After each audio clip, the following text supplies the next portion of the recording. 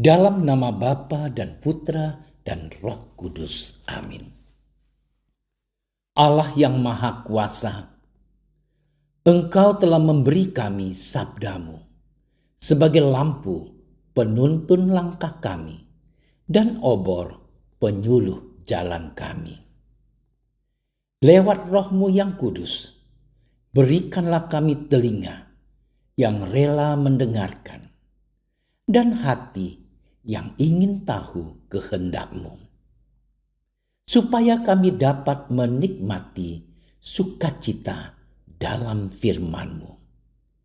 Demi Kristus, sabda-Mu yang hidup dan berkuasa, bersama Dikau dan Roh Kudus, kini dan sepanjang segala masa.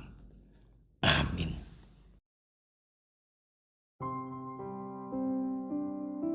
Pada suatu hari, naiklah Yesus ke atas bukit, sebab melihat orang banyak. Setelah ia duduk, datanglah murid-muridnya kepadanya. Lalu Yesus mulai berbicara dan menyampaikan ajarannya ini kepada mereka. Berbahagialah orang yang miskin di hadapan Allah, karena merekalah yang empunya kerajaan surga. Berbahagialah orang yang berduka cita, karena mereka akan dihibur.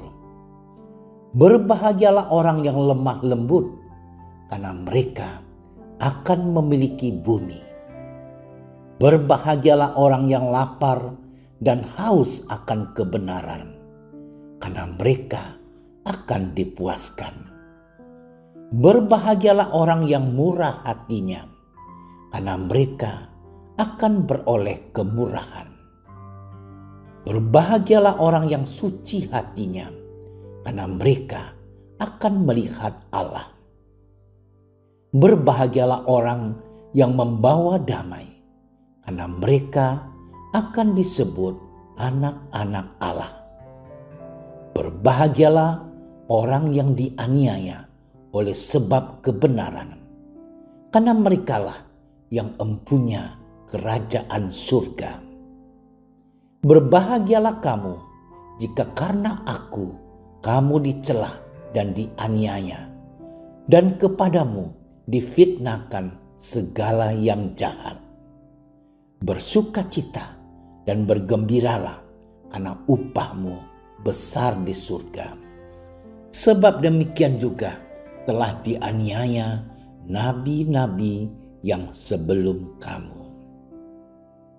Demikianlah sabda Tuhan. Saudara-saudari yang terkasih, khotbah Yesus di bukit adalah sebuah penghiburan bagi seorang yang sedang mengalami pergulatan hidup. Namun bagi mereka yang merasa sukses, khotbah Yesus merupakan sebuah tantangan baginya.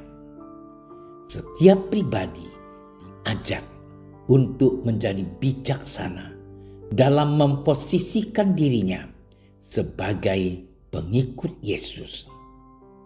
Karena setiap pengajarannya syarat dengan hal-hal yang tidak pernah kita duga sebelumnya. Ada kalanya sangat bertentangan dengan harapan dan pikiran kita. Dewasa ini, bila kita berbicara masalah kebenaran dan kejujuran, membuat hati kita menjadi sedih. Betapa tidak, dunia seakan-akan sudah terbolak-balik seiring dengan maraknya situasi zaman. Orang benar dan orang jujur dapat saja disalahkan. Sebaliknya, orang yang salah dibenarkan.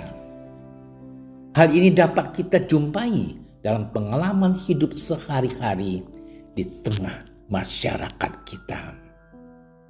Saudara-saudariku yang dicintai Tuhan, sebagai pengikut Yesus, apakah kita berani bersaksi akan kebenaran di tengah masyarakat? Kendati menghadapi senyum sinis dan kemarahan pihak tertentu. Melawan arus zaman yang sudah terlanjur ternodai dengan perlakuan buruk pribadi-pribadi yang tidak bertanggung jawab, yang mementingkan diri sendiri dan kelompok-kelompok, bukanlah hal yang mudah. Saudaraku yang terkasih, dibutuhkan mati raga yang tidak sedikit. Tetapi ingatlah akan khotbah Yesus di bukit itu, maka kita akan mengalami kekuatan yang datang daripadanya. Yesus menawarkan banyak tempat bagi setiap pribadi yang berani melawan arus zaman ini. Inti sabda bahagia yang kita dengarkan hari ini ialah semangat kemiskinan di hadapan Allah, artinya menyadari dan menerima ketergantungan kita yang mutlak terhadap Allah sebagai orang yang berdosa. Kita tidak punya apa-apa di hadapannya. Kita hanya dapat berharap pada kerahimannya saja, dalam kesadaran bahwa kerahimannya tidak terbatas, jauh lebih besar dari segala dosa-dosa kita. Semakin menyadari kerahimannya, semakin kita berusaha menjauhi segala dosa sebagai ungkapan syukur dan cinta kita. Saudara-saudariku yang dikasihi Tuhan, dari sikap dasar ini mengalirlah sikap-sikap lain yang disebut dalam sabda bahagia. Berduka untuk dosa sendiri dan dosa orang lain. Sikap lemah lembut, rindu akan kebenaran, murah hati, murni hati, pembawa damai, dan kesabaran dalam menanggung derita.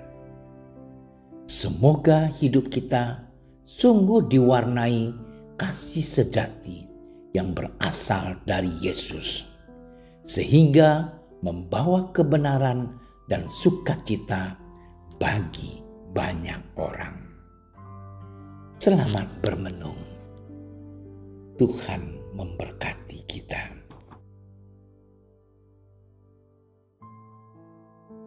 Tuhan Yesus, ajarilah kami untuk berani melawan ketidakbenaran dan tindakan yang menjauhkan kami dari ajaran kasih-Mu. Jadikanlah kami murid-Mu yang sejati dan mampu bersaksi tentang kebaikan serta kasih sejati seperti yang Engkau ajarkan. Jauhkan kami dari bahaya dosa dan godaan untuk mencari kesenangan duniawi. Berkenanlah mendengarkan doa kami ini, ya Tuhan dan Penyelamat sejati, kini dan sepanjang segala masa. Amin. Kami berdiri di hadapan-Mu, ya Roh Kudus, pada saat kami berkumpul di dalam nama-Mu. Bersama-Mu sendiri yang membimbing kami, membuat diri-Mu nyaman berdiam di hati kami. Ajarilah kami jalan yang harus kami tempuh dan bagaimana kami harus mengikuti jalan itu. Kami lemah dan berdosa. Jangan biarkan kami mendukung kekacauan. Jangan biarkan kebodohan menuntun kami ke jalan yang salah. Jangan pula keberpihakan mempengaruhi tindakan-tindakan kami. Kiranya kami menemukan di dalam Engkau kesatuan kami, agar kami boleh berjalan bersama menuju kehidupan abadi. dan tidak menyimpang dari jalan kebenaran dan apa yang benar.